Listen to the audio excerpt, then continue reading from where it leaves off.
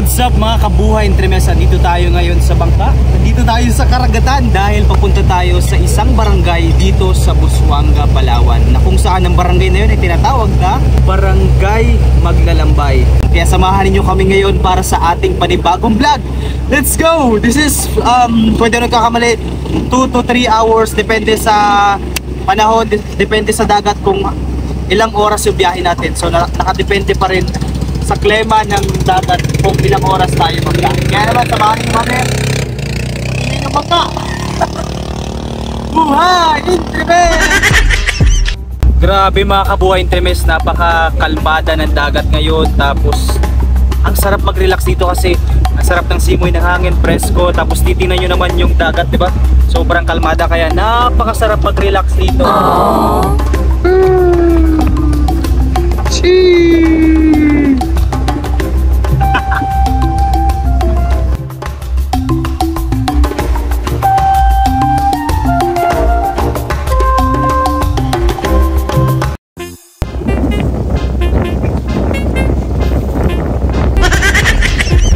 Naka-video na eh. Ano yung gawin natin? Wala alam eh, pero malalaman natin kapag nandun na tayo kung ano yung mga information or mga makikita natin, yung magandang tanawin na makikita natin sa Barangay Maglalambay. Parang aso. Nandito kami sa taas mga kabuhay Entremes. Sobrang relax dito, ang sarap ng hangin, ang sarap ng simoy ng hangin, presko. Tapos tingnan nyo naman yung dagat, sobrang kalmada kaya feel na feel mo yung pag-travel. Pagka ganito, napakasarap. Talagang makakapagpahinga ka and relax na relax pati ang isip mo. Shush! Bakit kaya tabunan ako?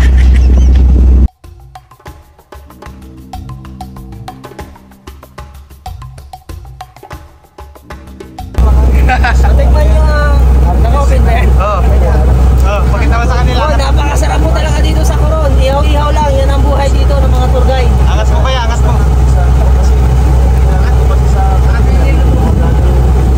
Ilapit mo sa camera. Napakasarap po niyan. Dito lang yan sa Coron, yan ang buhay dito. Pasyal na po kayo.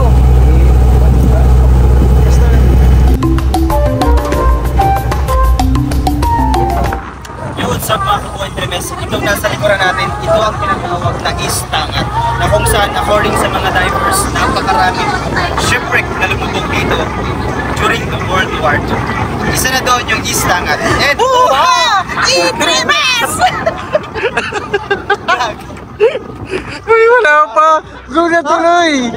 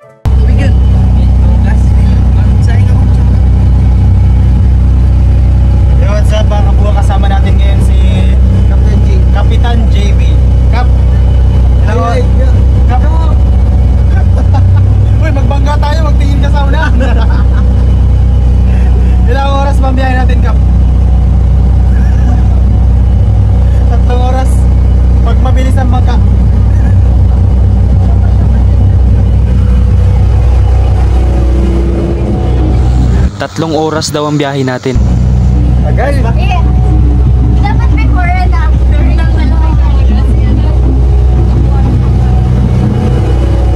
At sa hindi inaasahang pagkakataon, kasabay ng banta ng masamang panahon, ay bigla na lang nagulat ang lahat dahil ang ilisay ng aming bangka ay sumabit na sa lubid.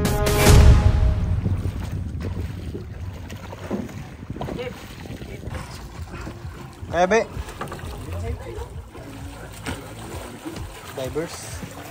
Boy! Let's go. Yung camera para mag-get mo. Doon si JB sa ilalim.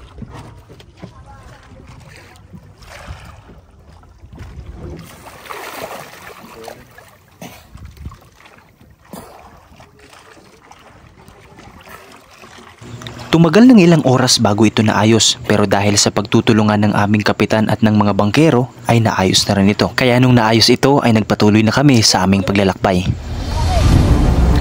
Sa mahigit 3 oras nating paglalakbay sa karagatan, sa tulong at awa ng Diyos ay payapa at ligtas nating narating ang lugar na ito and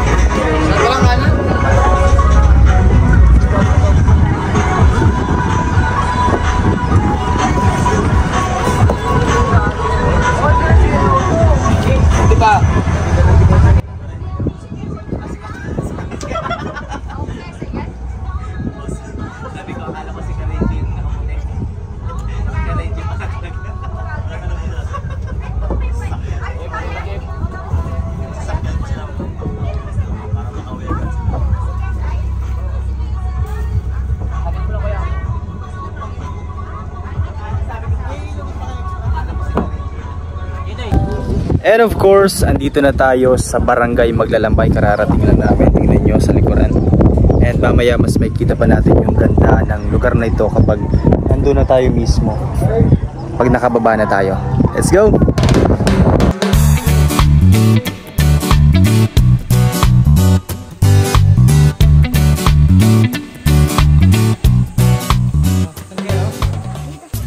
Mababait naman ang mga tao dito sa Maglalambay. Katunayan nga niyan, kapag ikaw ay isang bisita, talagang i-welcome ka nila. Napansin din namin na medyo may kamahalan ng mga bilihin dito. Pero natural lang siguro talaga yon kapag ganito na malayo sa bayan dahil sila mismo ay gumugugol ng mahabang oras patungo sa bayan para lang makapamili ng kanilang mga paninda. Alam din nating mahal ang pamasahe sa mga sasakyan at alam din nating mahal ang gasolina para sa kanilang transportasyon. At alam nyo ba na ang mga tindahan dito ay nagiging takbuhan nila lalong-lalo na kapag walang-wala sila at hindi sila makalaot at napakasungit ng karagatan.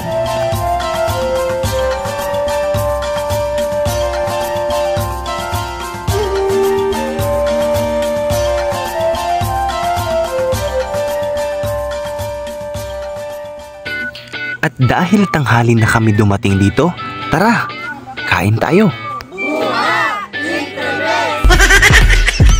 Grabing sarap ng pagkain, may inihaw na isda, may lato, may okra, may gulay, ang sarap. Talagang mabubusog ka kapag ganito yung pagkain. Grabe yung pawis ko pero sulit na sulit yung pagkain, napakaraming pagkain. Talagang mapapakain ka ng marami. Yan yung mga usually na pagkain dito sa probinsya. Yung mga okra, yung mga gulay, yung daing. Pero sobrang sulit, napakasarap ng pagkain. Healthy pa, di ba? Sige, ikot pa, ikot. Sobrang daming pagkain. Teta po sa mabenta. Isang kaserola yung daing. Ba't parang sila lang po yung... Internet! Ano po siya dati? Nay, pwede po ba kayo magpakwento po sa inyo kung ano po yung... Yan. Yung alam ko lang kasi ako medyo 1961 ako pinanganak. Apo. Tapos 63 na ako ngayon. Ang Maglalambay talagang dati mahirap. Apo. Kaya lang naman naging maayos itong Maglalambay dahil sa mga nagdalang mga parang mga pulong barangay yun. Naging maayos sila. Kaya naging maayos. Na-develop po. Na-develop. Pero sa totoo lang talagang sobrang hirap nito noon. Ilan lang ang bahay. Bali ilang nila lang po yung bahay nyo. Pero ano po yung kabuhayan ng mga tao po talaga dito? Isda lang talaga. Pangingisda lang talaga. Pero awa ng Diyos, nakapagtapos din yung iba. Ayun, marami na may naging engineer, may naging teacher, marami ng may katungkulan na nakapagtapos dito ng elementary. Ngayon, awa ng Diyos, may high school na rin. Ngayon na lang nagkaroon ng improvement. Mga hapon po. Pwede ko na naabutan yan. Wala po na kwento ko sa inyo. Daan dinig ko, mayroon din talaga. Yung tinatawag. Di ba, tekat din nga, hapon eh. Oo, yung aking bayaw, hapon. Pangasawa niya yung kapatid ko. Mga nakatsi, di ba? Ano kasi hapon. Ang tawag dito, Pupututan Island. Ano po ibig sabihin ng pupututan? Binyag lang yun, binyag lang yun. Binyag lang yun, tawag-tawag lang. Tawag-tawag lang. Tapos, tinawag na maglalambay. Kasi rin dati marami nitong mga yung tarawis dito sa kanila, lambay ang Lambay, tawag. yung tarawis. Yung mga tarawis para meron kasi dinadayo rin dito na ng pagkibas, ng ninas. Marami rin nakukuha ng mga ano kaya yun.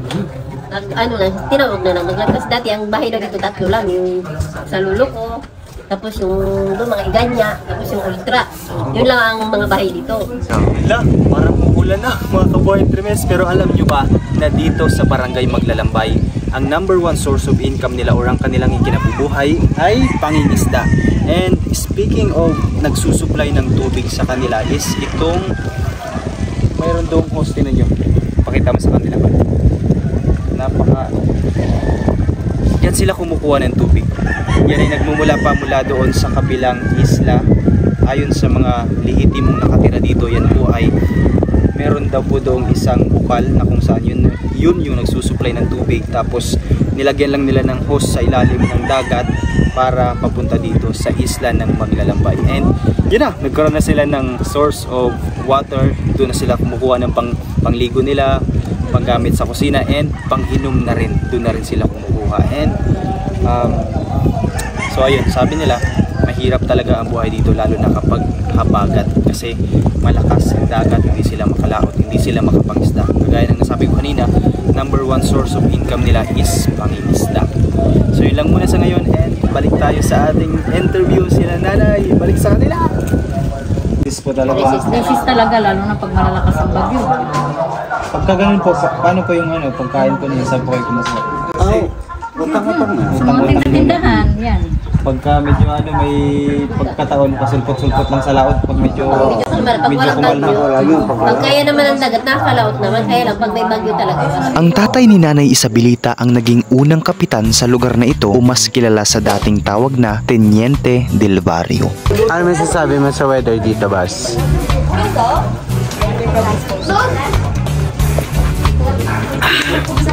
Refreshing. Dalawa lang. Grabe, init. Walang hangin. Sana makabot dito yung ulan. Entremes. Buang.